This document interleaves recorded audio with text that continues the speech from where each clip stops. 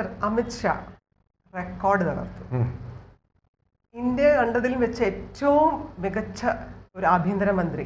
ആ ആഭ്യന്തരമന്ത്രി പദം അലങ്കരിച്ച ഏറ്റവും കൂടുതൽ ദിവസം അലങ്കരിച്ച വ്യക്തി എന്ന നിലയിലാണ് ആ റെക്കോർഡ് തകർത്തത്. സാർ എന്ത് പറയുന്നു? അമിത് ഷാ പറ്റി നമുക്ക് പറയണമെങ്കിൽ അതെ, നമ്മൾ എല്ലാവരും ചേർന്ന് വലിയൊരു ബിഗ് ഹാൻഡ് കൊടുക്കേണ്ട ആളാണ് അമിത് ഷാ. 2258 ദിവസം ആഭ്യന്തരമന്ത്രി പദത്തിൽ തികയ്ക്കുകയാണ് അമിത് ഷാ. ഇതെന്ന് പറയുന്നത് ഒരു റെക്കോർഡാണ്. പല റെക്കോർഡുകളും അദ്ദേഹം സൃഷ്ടിച്ചിട്ടുണ്ട്. അതിലേറ്റവും പുതിയ റെക്കോർഡാണ് ആഭ്യന്തര മന്ത്രി പദത്തിൽ ഇത്രയും കാലം ചെലവഴിച്ച് ഏറ്റവും കൂടുതൽ റൺസ് നേടുന്ന ആളെന്നൊക്കെ പറയുന്നത് പോലെ ഉള്ള ഒരു നേട്ടം. എന്നു മാത്രമല്ല, ഏറ്റവും കൂടുതൽ വിക്കറ്റ് എടുത്ത ഒരാളെന്നുള്ള ഒരു ഖ്യാതി കൂടി അദ്ദേഹത്തിന് സ്വന്തം. അതെന്താണെന്നുള്ളത് ഞാൻ പറയാം. ഞാൻ എന്താണ് ഉദ്ദേശിക്കുന്നതെന്ന് പ്രേക്ഷകർ അത്രയും സമയം ഊഹിച്ചു നോക്കിക്കോളൂ. അതായത് ഇതിൻ്റെ മറ്റ് ആൾക്കാരെ കൂടെ നമുക്കൊന്ന് പരാമർശിക്കാം. അതായത് പിന്നത്തത് രണ്ടാമത്തെ സ്ഥാനം തൊട്ടടുത്ത് തന്നെയുണ്ട്. അതാണിപ്പോൾ മറികടന്നത് അമിത് ഷാ. അതായത് LK അദ്വാനി. അദ്ദേഹം 2256 ദിവസം ആഭ്യന്തരമന്ത്രിയായിട്ടിരുന്നു. ആ കാലത്ത് അദ്ദേഹത്തിന് കിട്ടിയ പേരാണ് ലോഹ് പുരുഷ്, എന്നാൽ ഉരുക്കും മനുഷ്യൻ എന്നുള്ള പേര്. അതിനു മുമ്പ് ലോഹ് പുരുഷനായത് അതിനു മുമ്പ് സർദാർ വല്ലഭായ് പട്ടേൽ അല്ലേ അല്ല, ഇദ്ദേഹത്തിന് ലോഹ് പുരുഷ എന്നാക്കിയത്. അത് തന്നെയാണ് കാരണം.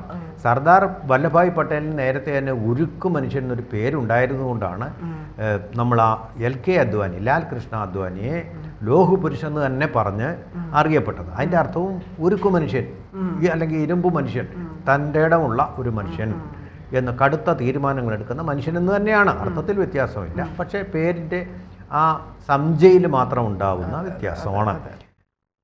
സർദാർ വല്ലഭായ് പട്ടേലിന് പക്ഷേ 1258 ദിവസങ്ങൾ മാത്രമേ അധികാരത്തിലിരിക്കാൻ കഴിഞ്ഞുള്ളൂ. അദ്ദേഹത്തിന് പിന്നെ അന്ത്യശ്വാസം വലിക്കേണ്ടി വന്നതുകൊണ്ടാണത്. ഇതിലിപ്പോൾ ശ്രദ്ധേയമായിട്ടുള്ള 2 വ്യക്തിത്വങ്ങളിലും ആഭ്യന്തരമന്ത്രിമാർ എന്ന് പറയുന്നത് സർദാർ വല്ലഭായ് പട്ടേൽ തന്നെ ഒന്നാമത്, രണ്ടാമത് വരുന്ന അമിത് ഷാ. ആഭ്യന്തരമന്ത്രി പദത്തിലിരുന്നുകൊണ്ട് വലുതായിട്ടൊന്നും ചെയ്യേണ്ടി വന്നില്ല LK അദ്വാനിക്ക്. പക്ഷേ BJPയെ അധികാരത്തിൽ കൊണ്ടുവരുന്നതിൽ വലിയൊരു പങ്കുവഹിച്ച ആൾ ഈ അദ്വാനിയാണ്. രാഷ്ട്രീയത്തിലാണ്, മന്ത്രിപദത്തിലിരുന്നു കൊണ്ടുള്ളതല്ല. ഒരു സൗമ്യനായ വ്യക്തിയായിരുന്നു അദ്ദേഹം. ഉരുക്കു മനുഷ്യനെന്ന് പറയുമ്പോഴും വളരെ സൗമ്യനായിട്ടുള്ള ഒരു വ്യക്തിയായിരുന്നു അദ്ദേഹം. ഈ ഉരുക്കു മനുഷ്യനായിരിക്കുമ്പോൾ തന്നെയാണ്, അല്ലെങ്കിൽ ലോഹപുരുഷനായിട്ടിരിക്കുമ്പോൾ തന്നെയാണ് പാകിസ്ഥാനിൽ പോവുകയും അദ്ദേഹം മുഹമ്മദ് അലി ജിന്നയുടെ മയ്യത്ത് അടക്കിയ ശവകുടീരത്തിൽ പോവുകയും ഇദ്ദേഹം ഒരു ജെന്റിൽമാനായിരുന്നു എന്ന് പറയുകയും ചെയ്തു. അദ്ദേഹം ശരിയായിരുന്നു, ഒരു മതേതര വ്യക്തിയായിരുന്നു. ആരുടെയൊക്കെയോ സമ്മർദ്ദം കൊണ്ട് ഡയറക്റ്റ് ആക്ഷൻ എന്ന് പറഞ്ഞ് അദ്ദേഹം ആവശ്യപ്പെട്ട് ഇന്ത്യയെ ചോരയിൽ മുക്കി ഇന്ത്യ എന്ന് പറയുന്ന അവിഭക്ത ഭാരതത്തെ കൊന്നു. അതിന് ക്യാപിറ്റൽ പണിഷ്മെൻറ്റ് കൊടുത്തു അദ്ദേഹം. പക്ഷേ സിഗരറ്റ് വലിക്കും, മദ്യം കഴിക്കും, പള്ളിയിൽ ഒരിക്കൽ പോവുകയില്ല, ഒരിക്കൽ പോലും പോകാത്തൊരു വ്യക്തിയായിരുന്നു അദ്ദേഹം. മത ഫണ്ടമെൻ്റലിസം അദ്ദേഹത്തിനില്ലായിരുന്നു. പക്ഷേ അദ്ദേഹത്തിൻ്റെ ഈ ഡയറക്റ്റ് ആക്ഷൻ ഉണ്ടാക്കിയ ചോരപ്പുഴ, അതിൻ്റെ മുറിപ്പാടുകൾ ഇനിയും ഉണങ്ങിയിട്ടില്ല എന്നുള്ളത് ഒരു വാസ്തവമായിട്ട് അവശേഷിക്കുന്നു. അതുപോലെ തന്നെയല്ല, അദ്ദേഹം പാകിസ്ഥാൻ രൂപീകരിച്ച ശേഷം അദ്ദേഹം ആവശ്യപ്പെട്ടതും പാകിസ്ഥാനിൽ നിന്നുള്ള ഹിന്ദുക്കൾ മുഴുവൻ പോയിക്കോണം, ഇത് ഇസ്ലാമിൻ്റെ രാഷ്ട്രമാണ്. നെഹ്റു ഇപ്പുറത്ത് പറഞ്ഞത് എന്താണ്? ഇത് എല്ലാവർക്കും താമസിക്കാനുള്ള സ്ഥലം എന്ന് പറഞ്ഞു. ഇതാണ് സംഭവിച്ചത്. ഒരു സത്രമായിട്ട് മാറി ഇന്ത്യ, മറ്റേത് ഒരു മദ്രസയായിട്ടും മാറി എന്നുള്ളതാണ് അതിൻ്റെ വാസ്തവം. അതെന്തും ആയിക്കോട്ടെ, അത് നമ്മുടെ വിഷയമല്ല. അതെ. പിന്നെ നമുക്ക് വരുമ്പോൾ സർദാർ വല്ലഭായ് പട്ടേലിനെ കൂടെ ഒന്ന് പറഞ്ഞിട്ട് അമിത് ഷാലേക്ക്. സർദാർ വല്ലഭായ് പട്ടേൽ എന്ന് പറയുന്നത് ഏറ്റവും ശക്തനായിട്ടുള്ള മന്ത്രി തന്നെയാണ്. അദ്ദേഹമാണ് ശരിക്കും പറഞ്ഞാൽ ഈ നവഭാരത ശില്പി എന്നറിയപ്പെടേണ്ടത്. കാരണം എന്താ? ഇന്ത്യ എന്നുള്ള ഈ ഇന്ത്യയാക്കി മാറ്റിയത് അദ്ദേഹമാണ്. നാട്ടുരാജ്യങ്ങളായിരുന്ന അവയെ കൂട്ടിച്ചേർക്കുക, 556 നാട്ടുരാജ്യങ്ങളാണ്.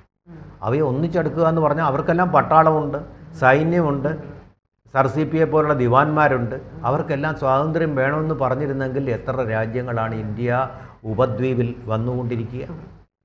എത്ര രാജ്യങ്ങളുണ്ടാവും? പാകിസ്ഥാൻ മാത്രമല്ല, ബംഗ്ലാദേശ് മാത്രമല്ല, ഒരുപാട് രാഷ്ട്രങ്ങളായിട്ട് ഒരു ആഫ്രിക്കൻ ബനാന റിപ്പബ്ലിക്കുകളുടെ ഒരു രാജ്യമായിട്ട് ഇന്ത്യ മാറിയതിന് ഒരേ സംസ്കാരം പങ്കിടുന്ന ഒരു ഭൂഖണ്ഡം ചിന്നിച്ചിതറി പണ്ടത്തെ പോലെ നാട്ടുരാജ്യങ്ങൾ തമ്മിലടിച്ചാണല്ലോ ഒടുവിൽ ബ്രിട്ടീഷുകാർ ഇന്ത്യയിലേക്ക് വരാനിടയാക്കി.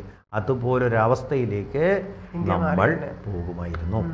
അതിനെ കരുത്തോടുകൂടി നേരിട്ട് കൊണ്ട് ഹൈദരാബാദ് നൈസാമിനെ പോലുള്ള ശക്തികളെ പോലും കീഴടക്കാൻ ഉള്ള തൻ്റെ ഇടം കാണിച്ച ഒന്നിപ്പിച്ചു ചേർത്ത മനുഷ്യനാണ് അദ്ദേഹം. അതിന് അദ്ദേഹത്തെ സഹായിച്ചത് കേരളീയനായിട്ടുള്ള VP മേനോൻ എന്ന് പറയുന്ന കേന്ദ്ര സെക്രട്ടറിയാണ്. കേന്ദ്ര സെക്രട്ടറി, ക്യാബിനറ്റ് സെക്രട്ടറി ആയിരുന്നു. അദ്ദേഹമാണ് അദ്ദേഹത്തെ സഹായിച്ചത്. VP മേനോൻ്റെ അതുപോലെ തന്നെ സർദാർ വല്ലഭായ് പട്ടേലിൻ്റെ ചേർന്നുള്ള ഒരു ശരിക്കും പറഞ്ഞു കഴിഞ്ഞാൽ കൃഷ്ണനും അർജുനനും പോലെ അവർ ചെയ്ത തൻ്റെ ഇടമുള്ള നീക്കങ്ങളിലൂടെയാണ് ഇന്ത്യയെ ഒന്നിപ്പിച്ചത്. അതുമാതിരിയാണല്ലോ മോദി, നരേന്ദ്രമോദി, അമിത്ഷാ ഇപ്പോൾ വെൽ ഓയിൽഡ് ആയിട്ട് പറഞ്ഞു. ഇത് തന്നെയായിരുന്നു വാജ്പേയിയും അദ്വാനിയും അറിയപ്പെട്ടതുപോലെ. കൃഷ്ണനും അർജുനനും പോലെ സഖാക്കളായിരുന്നു അവർ. അതുപോലെ തന്നെയാണ് ഇപ്പോൾ വാജ്പേയിയും വാജ്പേയി അല്ല, നരേന്ദ്രമോദിയും അമിത്ഷായും. അപ്പോൾ ഇദ്ദേഹം നടത്തിയ ശ്രമങ്ങളിൽ ഏറ്റവും വിജയകരമായിട്ട് വന്ന രണ്ടെണ്ണം, ഒന്ന് കാശ്മീരിലെ ഭീകരവാദം അവസാനിപ്പിച്ചു, വാജ്പേയിക്ക് പോലും കഴിയാത്ത ഒരു നേട്ടം. അതുപോലെ തന്നെ ഇന്ത്യയുടെ ചുവന്ന കോറിഡോർ എന്നറിയപ്പെടുന്നിരുന്ന നമ്മുടെ വയനാട് മുതൽ അങ്ങ് ഛത്തീസ്ഗഡ് കഴിഞ്ഞിട്ട് പിന്നെ ജാർഖണ്ഡിലൂടെ പോകുന്ന ആ നക്സലൈറ്റ് കോറിഡോർ, മാവോവാദികളുടെ ആ ചുവന്ന ഇടനാഴി, അവിടുത്തെ തീവ്രവാദം ഇപ്പോൾ 0 ആക്കി മാറ്റുകയാണ്. അടുത്ത വർഷം പ്രഖ്യാപനം ഉണ്ടാകും. അതിൻ്റെ അവസാനത്തെ ജില്ലയായിരുന്നു ബസ്തർ. ആ ജില്ലയിലാണ് ഇപ്പോൾ കന്യാസ്ത്രീകൾ കൊണ്ടുപോയി ആകെ കുളമാക്കിയത്, ചളമാക്കി തീർത്തത്. അല്ലെങ്കിൽ അഭിമാനകരമായ നേട്ടത്തിൽ ആ ഏറ്റവും അവസാനത്തെ കണ്ണിയായി ചേർക്കപ്പെടേണ്ട സ്ഥലമെന്ന് പറയുന്നത് ഈ ബസ്തർ ജില്ലയിൽ. ബസ്തറിലെല്ലാം തീർന്നു. ഇനിയിപ്പോൾ അവിടെ നാരായൺപൂർ എന്ന് പറയുന്ന പ്രദേശത്താണ് ഈ മാവോവാദികൾ കേന്ദ്രീകരിച്ചിരിക്കുന്നത്. അവിടേക്ക് പോയതുകൊണ്ടാണ് ഈ കന്യാസ്ത്രീകൾ ശ്രദ്ധ നേടിയത്, പോലീസിൻ്റെയും മാധ്യമങ്ങളുടെയും വർഗീയവാദികളുടെയും. അവിടെ നമ്മുടെ വിഷയം അതല്ലാത്തതുകൊണ്ട് അതിൻ്റെ ആഴത്തിലേക്ക് പോകുന്നില്ല. ആ നേട്ടമെന്ന് പറഞ്ഞാൽ ഇതുവരെ ഒരൊറ്റ പ്രധാനമന്ത്രിമാർക്ക് കഴിയാഞ്ഞ നേട്ടമാണ്. ഇന്ദിരാഗാന്ധിക്ക് കഴിയാത്തത്, രാജീവ് ഗാന്ധിക്ക് കഴിയാത്തത്. ലാൽ ബഹദൂർ ശാസ്ത്രി നല്ല ധൈര്യമുള്ള ഒരു പ്രധാനമന്ത്രിയായിരുന്നു. പാകിസ്ഥാനെ തോൽപ്പിച്ച് പാകിസ്ഥാൻ്റെ കഴുത്തിന് കയറി പിടിച്ച ആളാണ് അദ്ദേഹം. യുദ്ധത്തിൽ പാകിസ്ഥാൻ്റെ കഴുത്തിന് പിടിച്ചു, അദ്ദേഹം മരിച്ചുപോയി. അതിൻ്റെ ഒത്തുതീർപ്പ് പാകിസ്ഥാന് കീഴടങ്ങേണ്ടി വന്നു. ആ ഒത്തുതീർപ്പ് ചർച്ച റഷ്യയിൽ നടക്കുമ്പോഴാണ് അദ്ദേഹം വളരെ നിഗൂഢമായിട്ടുള്ള, ഇന്നും തിരിച്ചറിഞ്ഞിട്ടില്ലാത്ത കാരണങ്ങളാൽ കൊല്ലപ്പെട്ടതെന്ന് ഞാൻ പറയും. ആരുടെയോ താല്പര്യമുണ്ട്, പാകിസ്ഥാൻകാരാണോ ഇന്ത്യക്കാരാണോ ഇനി അടുത്ത പ്രധാനമന്ത്രിയാവാൻ മോഹിച്ചവരാണോ എന്നുള്ള സംശയം അന്തരീക്ഷത്തിൽ നിൽക്കുകയാണ്. റഷ്യയാണ്, നമുക്ക് രഹസ്യങ്ങളൊന്നും അറിയാൻ പറ്റില്ല, കമ്മ്യൂണിസ്റ്റ് ഭരണവുമായിരുന്നു. ഒരിക്കലും അത് പുറത്തു വരത്തില്ല. അമേരിക്കയാണെങ്കിൽ ഡീക്ലാസിഫൈഡ് സീക്രട്സ് ആയിട്ട് അത് പുറത്തു വരും, അതൊരിക്കലും പുറത്തു വരികയില്ല. താഷ്കൻഡിൽ വെച്ചാണ് അത് നടന്നത്. പക്ഷേ അദ്ദേഹത്തിന് പ്രധാനമന്ത്രി ആയിരുന്നപ്പോൾ പോലും കഴിയാത്ത കാര്യങ്ങളാണ് ഈ ആഭ്യന്തരമന്ത്രിമാർ നിർവഹിച്ചത്. അതുപോലെ കാശ്മീരിൻ്റെ പ്രത്യേക പദവി എടുത്ത് കളയുക എന്നൊക്കെ പറയുന്നത് അചിന്ത്യമായിട്ടുള്ള കാര്യം. അതിൻ്റെ സംസ്ഥാന പദവി എടുത്ത് കളയുക എന്നുള്ളത് അചിന്ത്യമായിട്ടുള്ള കാര്യം. അവിടെ ഇതുപോലെ സമാധാനം പുനഃസ്ഥാപിക്കുക, അവിടുത്തെ കാശ്മീരിലെ ആപ്പിൾ കേരളത്തിൽ ലഭ്യമാക്കുക എന്ന് പറഞ്ഞാൽ എന്താണ്? ഒരിക്കലും ചിന്തിക്കാൻ പറ്റാത്ത കാര്യം. കാശ്മീരിൽ 1 സെന്റ് ഭൂമി വാങ്ങിക്കാൻ നമുക്ക് കഴിയില്ലായിരുന്നു, ഇന്ന് നമുക്ക് കഴിയും. ആ അവസ്ഥയിലെത്തിച്ചു. ഒരു തുള്ളി ചോര പോലും ഒഴിക്കാതെ ആ കാര്യങ്ങൾ ഭീകരവാദം അവസാനിപ്പിച്ചു. ഇന്ത്യക്കാരെ കൊല്ലുന്ന ആ മൃഗയാ വിനോദം ഉണ്ടല്ലോ, പാകിസ്ഥാനിൽ തീർന്നു. പ്രതിഷേധമുണ്ട്, ജനങ്ങളെല്ലാം ഇപ്പോൾ പാകിസ്ഥാൻ മുർദാബാദ് എന്ന് വിളിച്ചുകൊണ്ടിരിക്കുന്നു. അത്ര ഒരു വലിയ ട്രാൻസ്ഫോർമേഷൻ നടത്താൻ കഴിഞ്ഞ ഒരു ആഭ്യന്തരമന്ത്രിയാണ് ഈ അമിത്ഷാ എന്ന് പറയുന്നത്. ഈ അമിത്ഷാ ആഭ്യന്തരമന്ത്രി ഇതിനു മുമ്പ് ഇത് കൂടാതെ ഗുജറാത്തിലും ആഭ്യന്തരമന്ത്രിയായി ഇരുന്നിട്ടുണ്ട്. അന്ന് അദ്ദേഹത്തെ ആ ഗുജറാത്ത് കലാപത്തിൻ്റെ പേരിൽ പിടിച്ചു ജയിലിലിട്ടു. ഏതാണ്ട് 1 മാസത്തോളം പീഡനങ്ങൾ അനുഭവിച്ചുകൊണ്ട് ജയിലിൽ കഴിഞ്ഞു. എന്നാൽ അന്നത്തെ പീഡനങ്ങളെപ്പറ്റി ഒരു വാക്കും പറഞ്ഞ് കോൺഗ്രസിനെ വേദനിപ്പിക്കാതെയാണ് അദ്ദേഹം ഇരിക്കുന്നത്. അത്ര സ്വാത്വികനായിട്ടുള്ള ഒരു മനുഷ്യനാണ്, കഴിവുറ്റ ഒരു ഭരണാധികാരി. ഇതുപോലെ തൻ്റെ ഇടമുള്ള ഒരാളാണ് അദ്ദേഹമെന്ന് നമ്മളറിയുന്നത് BJP അധികാരത്തിൽ വരുമ്പോൾ.